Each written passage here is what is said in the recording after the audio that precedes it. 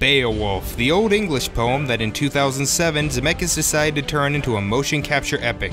And man, do I not like this one. I actually think this may be the worst Robert Zemeckis movie ever made, or at least the one I dislike the most. And it's weird, this is the second highest rated Zemeckis movie of the 2000s on Rotten Tomatoes after Castaway. So I guess it has its fans, but it's a little too boring for that. In Denmark in 507 AD, a kingdom is attacked by a demon known as Gretel, who seems almost impossible to defeat. So they call upon a great warrior for help, and who should answer the call but Beowulf, played by Ray Winstone. Beowulf manages to defeat the creature, but there is a greater terror in the kingdom, that of Grendel's mother. So now Beowulf is sent to kill her as well, but he finds he may not be able to. By far the best thing about the movie are the visuals. Clearly a lot of time and effort went into making them, and they do look really great. However, a lot of the time, especially in the first half, it's so dark and uninteresting to look at. There's a lot of grays, a lot of browns, a lot of blacks. It's just not a very interesting color scheme.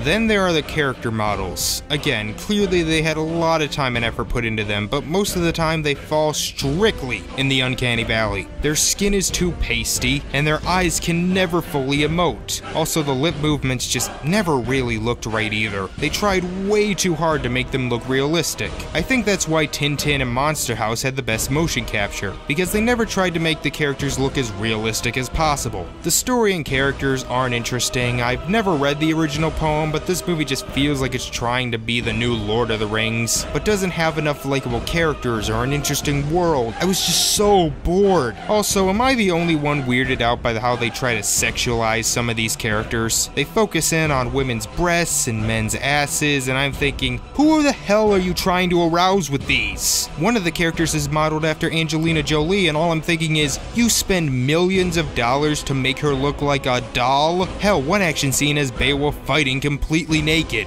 and it's really awkward. Speaking of the action scenes, they are terrible. Most of them are poorly lit or have flashing lights, and they feel slower than most action scenes.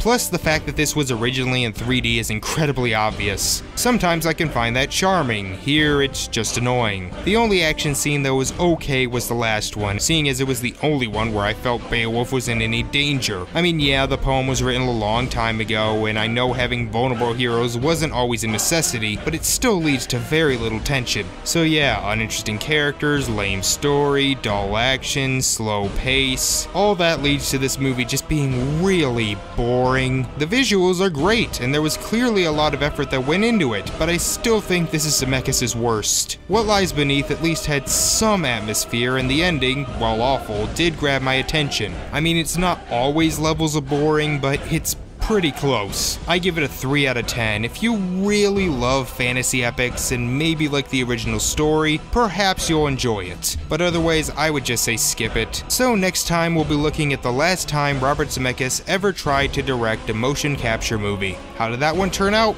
Well, you'll find out in the next review.